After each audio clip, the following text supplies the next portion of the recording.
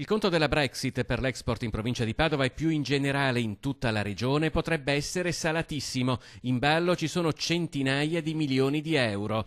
A lanciare l'allarme il centro studi di Confapi, che parla di danno da 58 milioni di euro nel Padovano e 429 milioni in Veneto.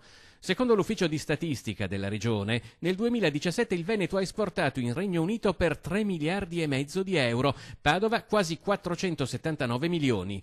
Con la Brexit la contrazione dell'export è calcolata in una forbice variabile tra il 3 e il 7%, ovvero tra i 600 e i 1700 milioni di euro in meno. Rapportando la stima per l'export delle aziende del Padovano, in ballo ci sono quindi fra i 14 e i 33 milioni e mezzo di euro, per il Veneto 107, che possono salire sino a 250 milioni.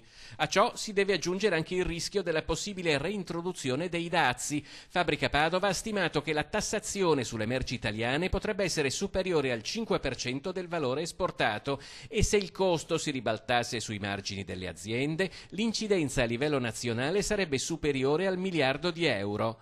Per le aziende padovane, mantenendo lo stesso rapporto, si aggiungerebbero 23,9 milioni di euro ai 33 milioni e mezzo già considerati nello scenario peggiore, per un totale di 57 milioni e mezzo di euro. Per il Veneto 178 milioni di euro, oltre ai 250 calcolati in precedenza, per un totale di 428 milioni di euro. Che il Regno Unito non abbia ancora stretto accordi commerciali alternativi alle regole attuali con i singoli partner la dice lunga sul caos di una nazione spesso indicata come modello di efficienza, ha commentato il presidente di Confapi Padova, Carlo Valerio, ed è la dimostrazione di come le scelte compiute sul piano emotivo possano avere conseguenze nefaste per tutti.